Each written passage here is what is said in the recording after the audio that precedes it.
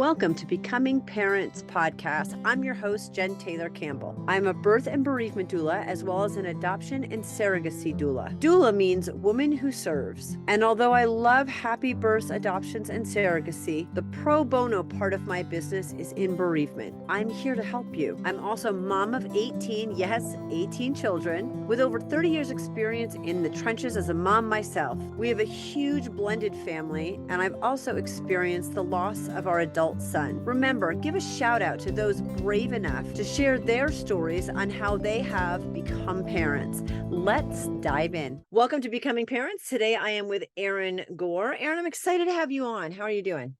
Oh, doing fantastic, Jen. Thank you so much for having me on. I'm really excited. You have a really interesting background, and I love the male perspective anytime I get it in any situation, just because I have less of that than women. So I really want you to jump in and start sharing your story. I know you have two kids, but I do. we can start there. We can start further back. You go ahead and jump in and kind of lead it. Yeah, no, entirely. I have two beautiful little girls. Nellie is 5, turning 5 in about a week and a half, so coming up extremely quickly. I also have Cassie, who's 18 months, and I also helped raise my littlest sister, who is now 20. Which It's been incredible to have kind of a whole mess of different experiences, different age groups, kind of different generations, even different Yeah. experiences. But no, to really kind of dive into my story and as a parent, for me, the journey goes back a lot further. I know for Yeah. a lot of people, it's almost like switch of a flip of a switch where Yeah.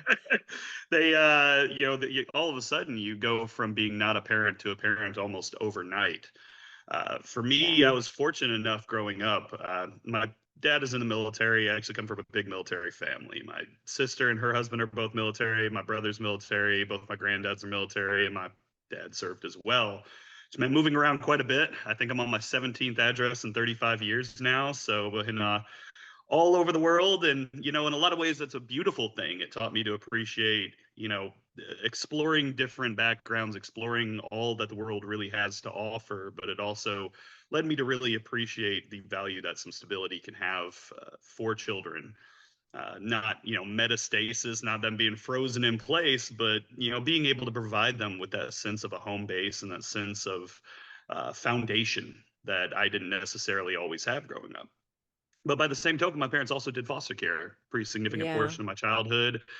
Even when they weren't doing foster care, my mom was always doing long-term babysitting, always had children in the house. And, for any sort of major influence, major extrema, you tend to see kind of one of two reactions. And it's usually one reaction or it's the exact opposite. And while the military upbringing definitely made me crave stability and really be glad to give my girls kind of a home base here in South Carolina, a place that they can, live and call their own and feel tied to, hopefully for most of the rest of their lives, the foster care actually did the opposite. It made me really just fall in love with being able to not just provide children a home, but also provide them with love and support Mhm. that they might not otherwise get without you. So even though both of our girls are, ours biologically, we are talking about adopting.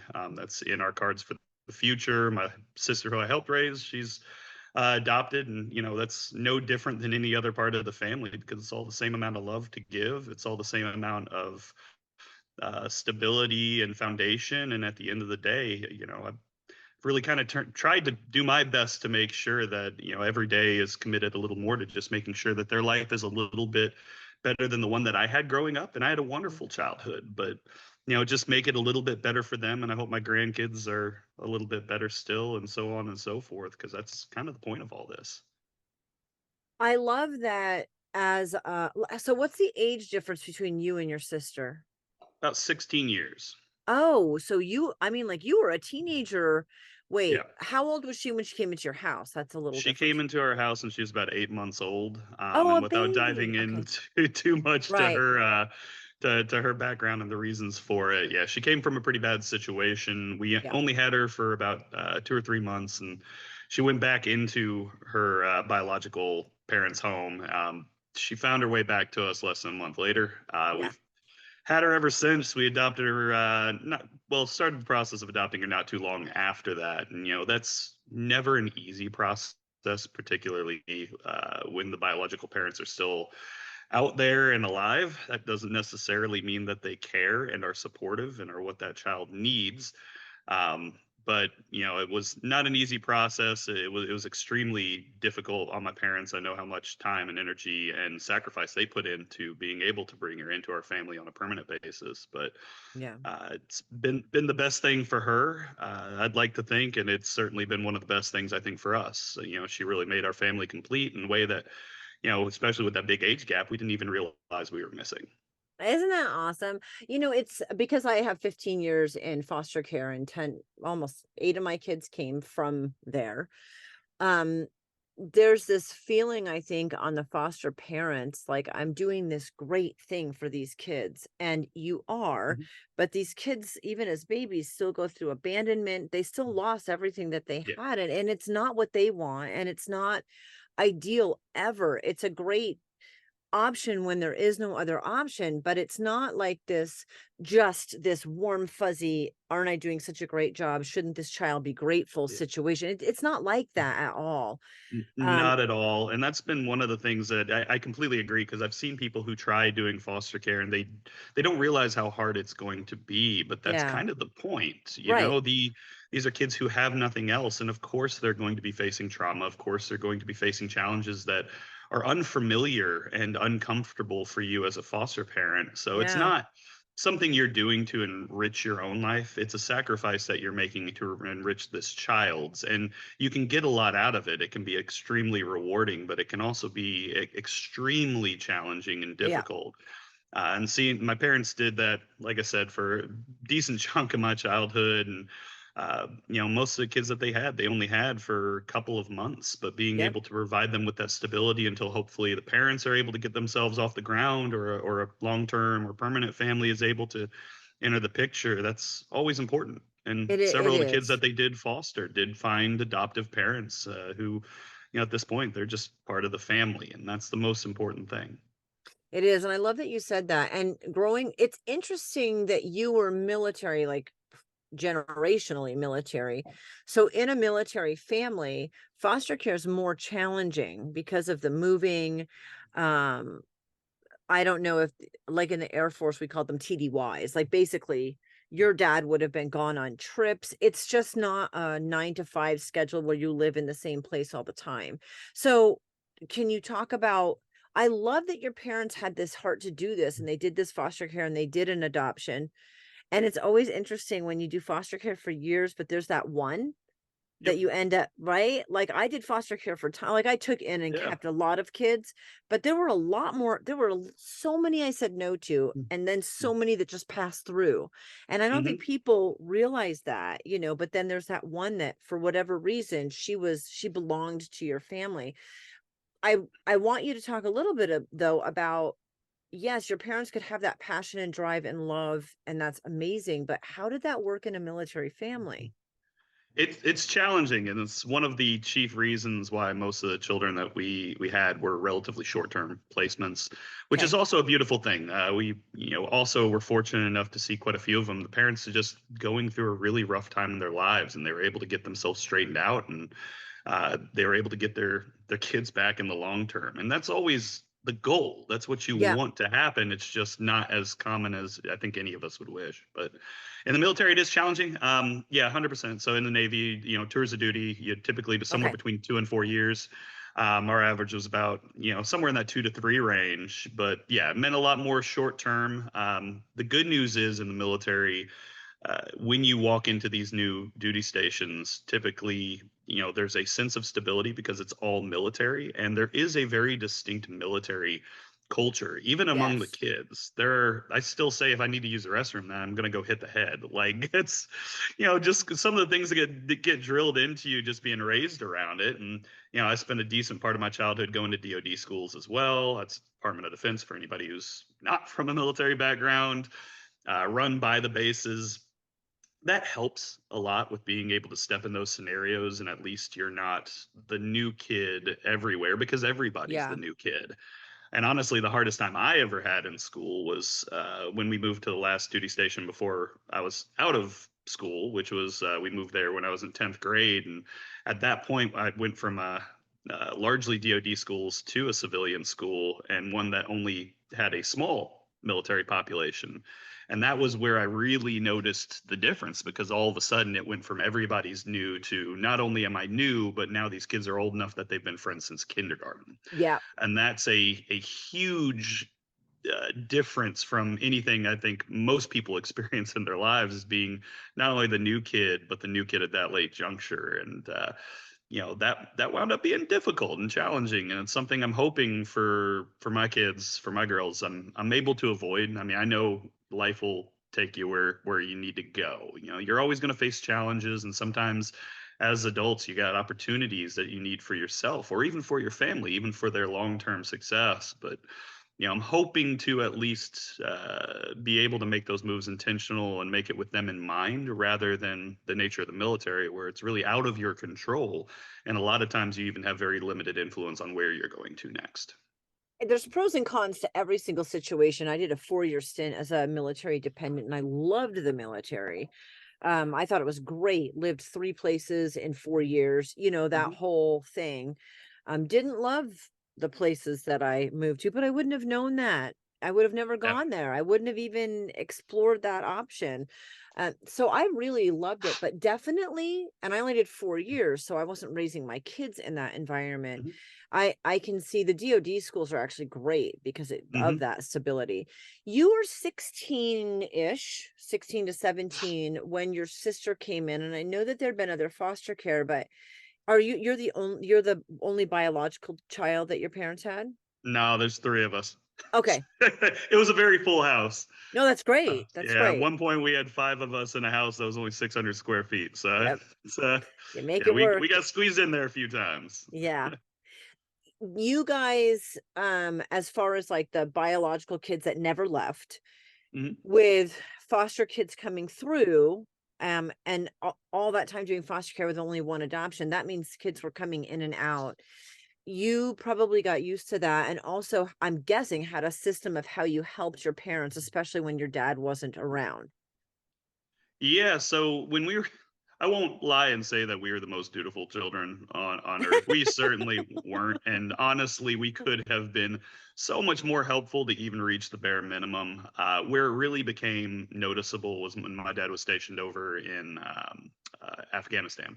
Mm, That was because he always did like 6-month deployments on ships. That's pretty common in the Navy. If you have a ship, your duty station is tied to a ship, and every time that boat goes out, a lot of times it's for a 6-month deployment. So yeah. we got used to having long periods where my mom was really the only parent around. But when he went over to Afghanistan, that was not only for a longer period, but that was also when we were in the thick of us being a little older, able to help out more, as well as having foster kids in and out of the house. So at that point, it was incumbent on us to step up a little more. And thankfully, we were a little more independent at that point, and that was also where thankfully I was starting to mature a little bit, because as a young teenager, I was the worst. And I created more drama and more headaches for my mom than I can even imagine. And mom, I apologize if you're listening to this. I know you make me do it almost every time you see me, but yeah, no, I put her through absolute nightmares basically from age 12 to age 15 or so. But around that time, I started maturing a little bit, and that was around the time when we also, as a family, needed it. Yeah. And that wound up being fortuitous, and it helped me grow up, having to step into that role. And they're always careful never to treat me like a third parent, which I do think is always a challenge when you Mhm. have a laden household, is to start kind of. I guess forcing your kids to be both a parent and a child, which is also not good for them. But to be able to help out in what ways I can as a teenager, still able to be a teenager, but also taking some responsibility, that helped me become a better adult. And I'm thankful for that. Yeah. I always vacillate on that because I know my oldest daughter, when I was single, there was a lot more responsibility on her because I was working a lot more. And that's one of those things that I hated. And also, I know molded her in a certain way too. And still, I would take it back if I could. That was a time that was really hard for everyone. But I get what you're saying. As a parent, I thought, oh, I'm never Mhm. going to put my kids in that role where they're parenting. But when you're, even if you're just babysitting your siblings, you kind of by default are sort of in Yeah. that role. And that's a tough one. That's a tough one.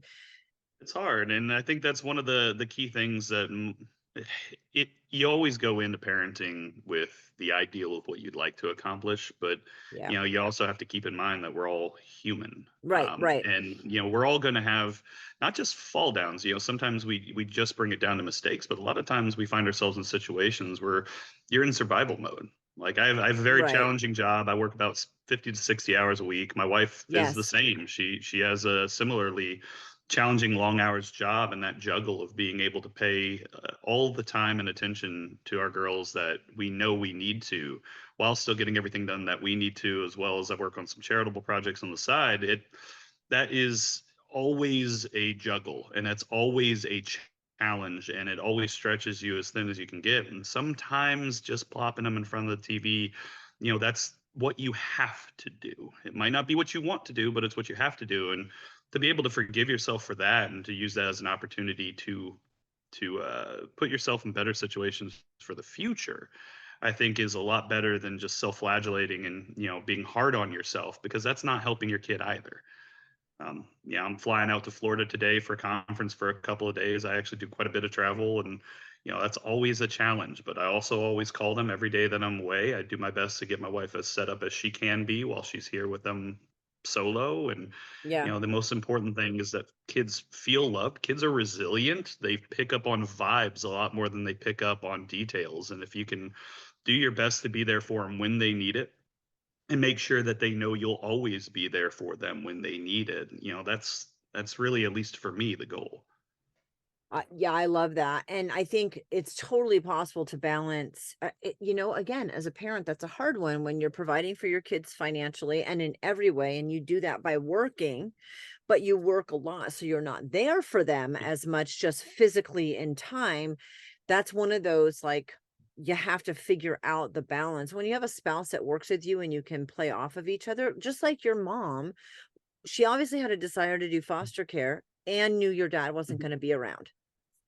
mhm, Like, you have to figure out how to make that work. And you're doing the same thing with, like, a 5 and 1.5-year-old and your wife and working a lot.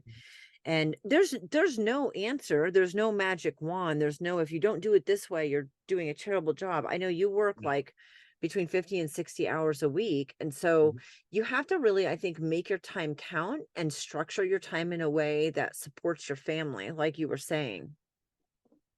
Yeah, kids love consistency. Yeah. That's really the big thing. And for kids, you got to keep in mind, like, the whole world is chaos to them. They don't know about schedules and timing, but moreover, there's a lot they just don't know about the world. Like, I know adults who have trouble walking into a grocery store they've never been to before because they can't wrap their head around the fact they don't know what's in every aisle. Like, for a kid, that's Right. everything everywhere all the time. And that's where a lot of their joy comes from, but it's also why building those frameworks of stability for them as best as we can, that's really, got to be the goal, because you're not going to be able to be there as often as you want to. I'd love, to your point, to have a magic wand I could wave that let me be with them all the time, or at least as often as they want to be with me. Right. um, that doesn't exist. And I also want to model, hopefully, what a healthy relationship, not just as a parent, but also with work, with the world, with my own hobbies looks like. I work in the beverage industry, have for a long time, alcoholic beverage industry specifically, but my oldest wants to make wine with me. Now, I'm not necessarily going to bring that up at the PTA meeting, but by the same token, she's well aware of what she can and can't have. She'll be able to even tell you exactly that. She has a much healthier relationship with that whole world than I feel I did, being kept away from it and told that I shouldn't even think about it. But most importantly, it's because she knows that that's something that I enjoy doing. It's something that I Mm-hmm. do, and for her, it's a way of her being around me. Moreover, I've been helping her make friendship bracelets, which I'm wearing right now. Nice. So yeah, it's something that interests her, and I want to show her that it's not just about my interests, just about my time. It's about being able to involve myself in whatever she's into. I don't want to watch any more Gabby's Dollhouse. I'm freaking tired of the show, but she loves it. So Gabby Cat it is. Right. That is a balance. I think your kids automatically, like we do things. I'm a runner. My kids grew up around Mhm. someone who is a runner. They learn how to ride their bikes with me. They went from getting pushed in the stroller to riding their bikes to telling me, "Hey, can I take you on my bus route? We'll do a run on the Yeah. bus route." To running with, they're exposed to what we're doing, and yes, leaning into some of their likes is a tough one. I remember my husband's like, "I'm not sitting and playing Barbies with you. I mean, I will do all of these things that you love, but that's where it ends. And you're not going to do these things with me. And that's okay. It doesn't have to be Yeah. 100% in both directions."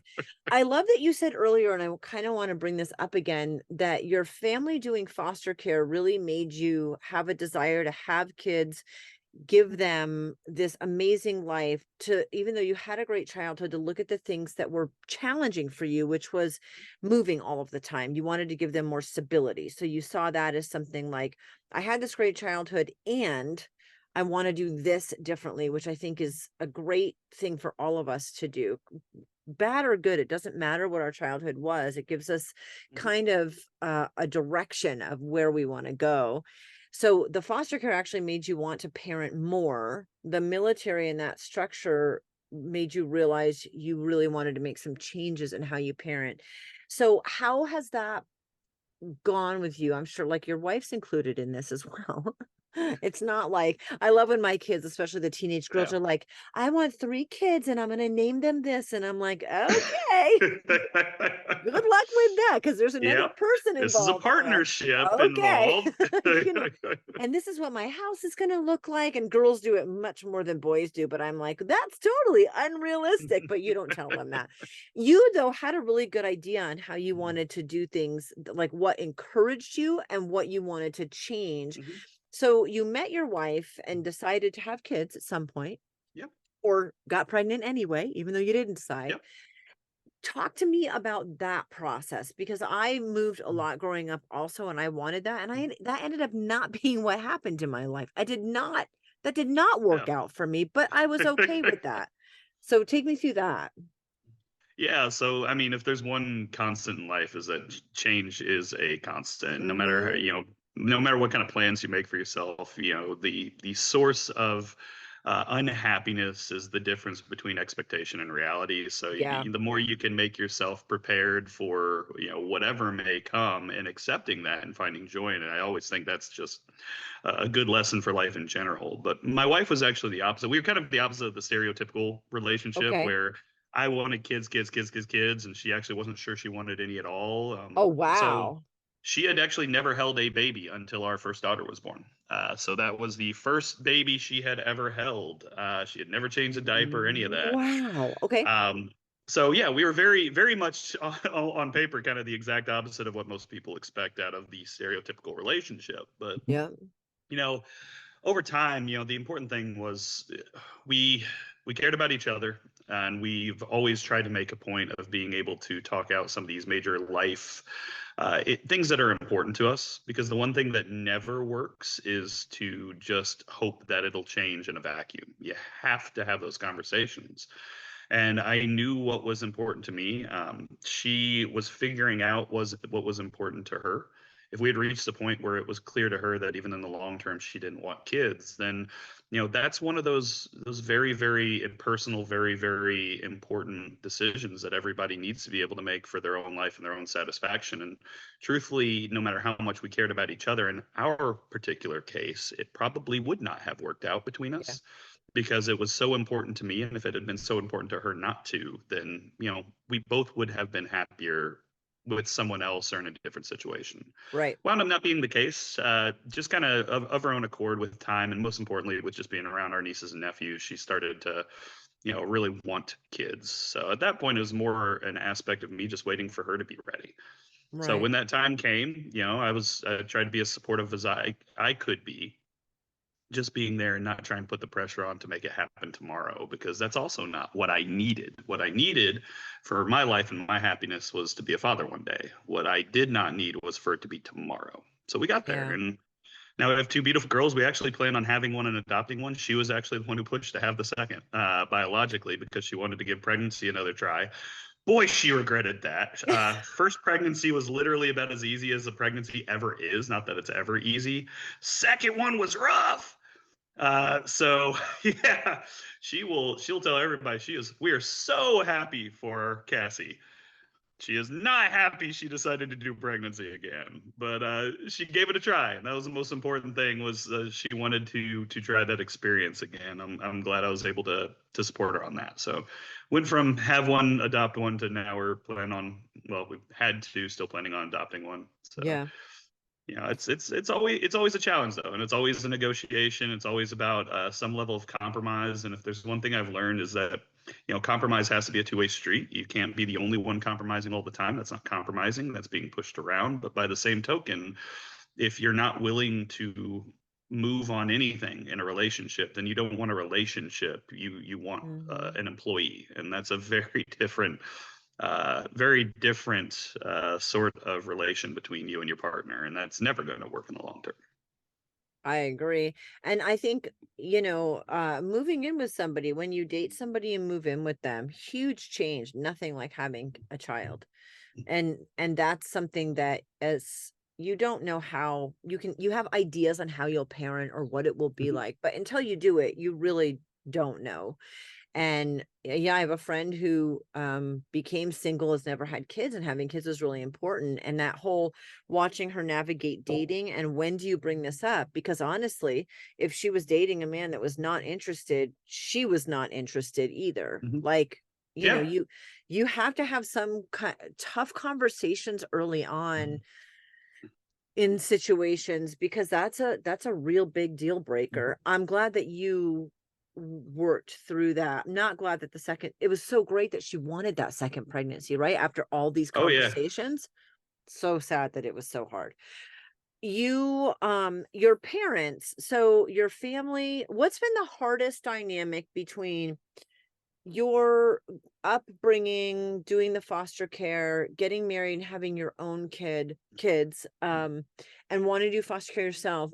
What has been the best support and the best help, and I guess the more challenging, and how do you work through those? Yeah, no, to be sure.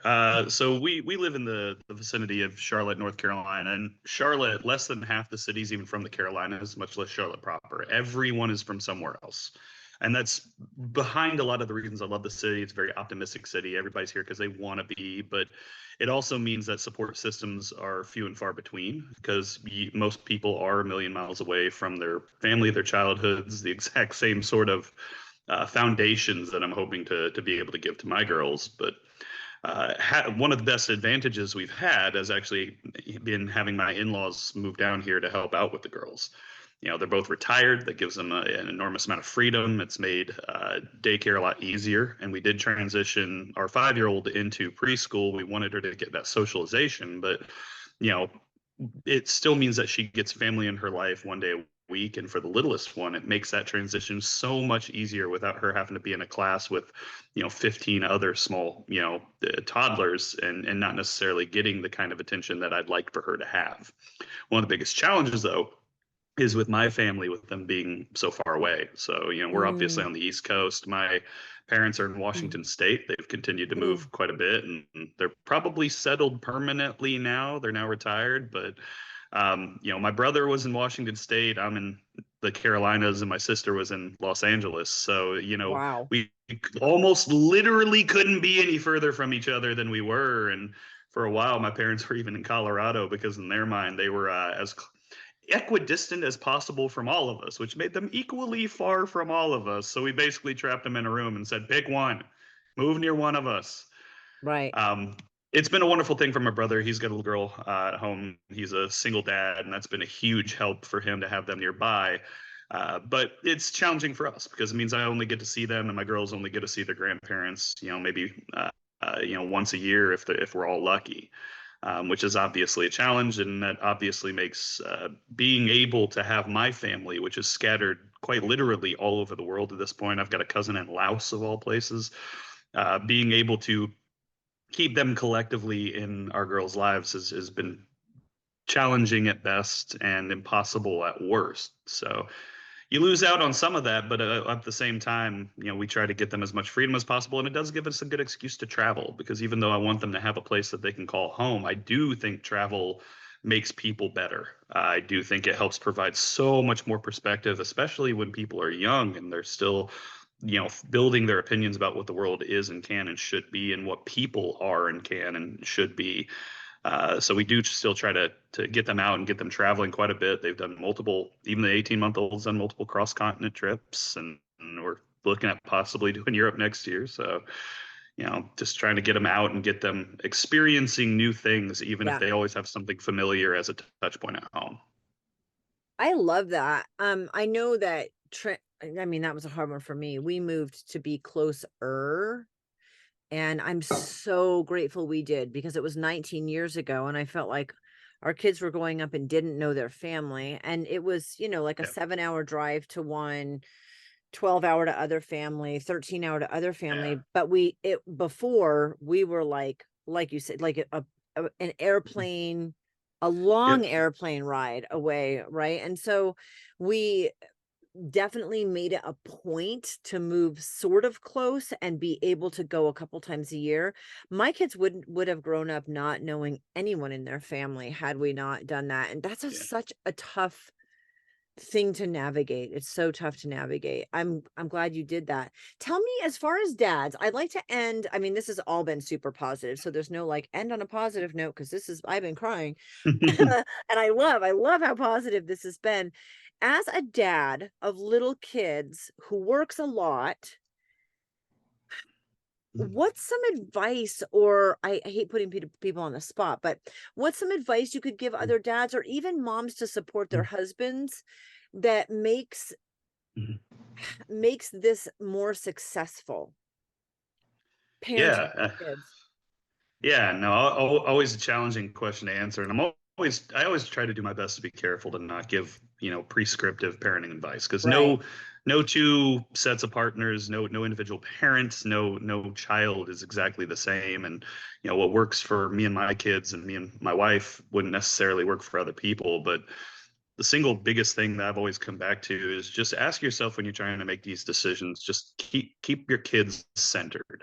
There's Blake Lively and Ryan Reynolds. Like Ryan Reynolds Yeah, yeah. said that whole quote about how before our kid was born, I would have stepped in front of a bullet for my wife. Since our kid was born, I would throw her in front of that bullet to save that kid. And I think that's so important. Is just it's all about the little things. And think back to your own childhood. It's never those huge moments that, to your parents seem so formative. It's the little things, like the little way that your dad talked to you when you got in trouble one time, or when you had a really rough day at school, if your mom made you a meal and your favorite thing to eat. And those little moments that for your parents probably they don't even remember doing, those are the ones that really make the biggest impact. So keep that stuff in mind, and just make sure that when you're doing things, you're centering your kids, you're keeping them in mind, and do your best to be the parent that you wish you had. And that doesn't mean getting your kid the moon. It just means being there for them at the end of the day and making sure that they always know that they're able to talk to you about anything. Yeah, that's huge. That's huge because that's also hard when they get older. As a mom who's has most of my kids as adults, Mhm. man, you want them to talk to you about it, and then they do, and you're like, you know what? I really wish you hadn't, but thank you so much. Oh my gosh, oh my god. Well, and handling it well and being open Yeah. and completely disagree. I mean, it's really important, and that starts young where your kids are. Aaron, thank you so much for being on and sharing your story. Thank you. I appreciate you. No, thank you so much for having me. It's been a pleasure.